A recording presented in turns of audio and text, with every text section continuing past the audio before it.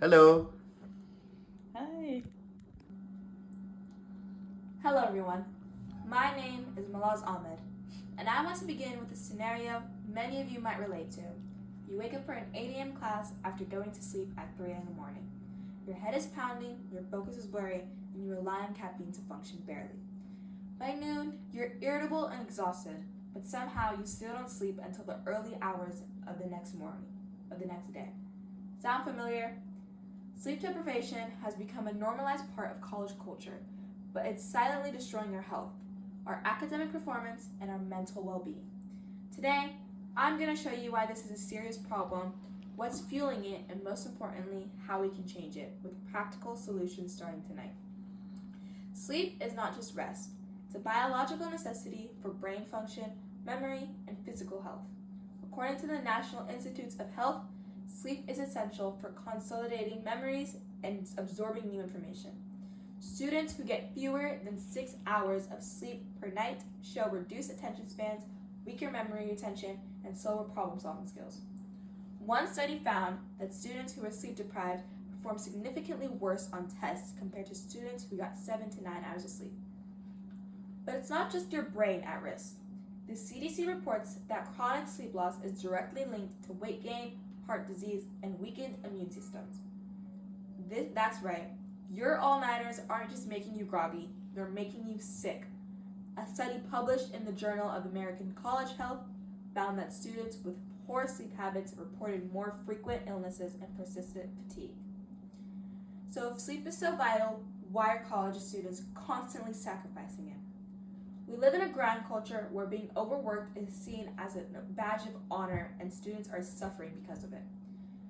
The American Academy of Sleep Medicine reports that 76% of college students intentionally delay sleep to finish homework or study for exams. Many believe that sacrificing sleep means gaining productivity, but science says otherwise.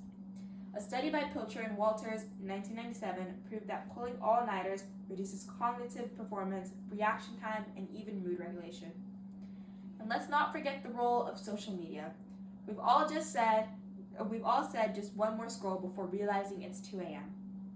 Harvard Health explains that blue light from screens suppresses melatonin, the hormone that helps you fall asleep. It tricks your brain into thinking it's still daytime. On top of that, a University of Pittsburgh study showed that high social media use after midnight is directly linked to anxiety and depression in college students. The causes are clear, but now let's look at how we can take back control over our sleep. You don't need to overhaul your entire life to get better sleep. Just a few intentional changes can make a huge difference. Sleep hygiene programs have been shown to work. At Brown University, students who participated in a basic sleep education workshop increased their average sleep duration by 25%. Another review published by Hershkowitz et al. 2015 showed that consistent bedtimes, limiting caffeine, and reducing screen time led to better academic outcomes and lower stress. There are also simple tools to help. Sleep tracking apps like Sleep Cycle and Calm can help monitor your habits and guide meditation routines to fall asleep faster. Calm, for instance, reported that its sleep stories and meditations helped 70% of users fall asleep in under 10 minutes. And here's something as simple as it gets: a sleep mask. This blocks out light, signals to your brain it's time to rest, and costs under $10. So how can you take action right now?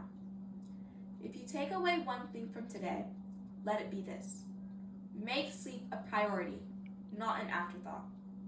Tonight, set a consistent bedtime, turn off screens at least 1 hour before sleeping. Use tools like the Calm app or Sleep Cycle to guide you. And something as easy as wearing a sleep mask or blue light glasses can help you sleep more soundly. And to visualize the science, here's a quick 30-second video that shows how blue light affects melatonin production. Just like exposing yourself to bright light in the morning wakes you up, if you do that at night, it has the same effect. But all bright lights aren't all equal. A Harvard study showed that blue light suppresses melatonin for about twice as long as green light, and shifts our circadian rhythms by about twice as much. We can't afford to treat sleep like an optional activity. Start with these tools tonight and give your body the brain and rest that they need. So let's quickly review. We've seen how sleep deprivation harms both our minds and bodies. We've uncovered how academic pressure and digital distractions make it worse. And now we have practical, low-cost tools to change our sleep habits starting right now. This is not just about getting through finals or being more productive. It's about living healthier, happier lives as students and human beings. So the next time you brag about running on 3 hours of sleep, ask yourself, is it worth the damage? Don't wear exhaustion like a badge of honor. Wear your sleep mask instead. Thank you.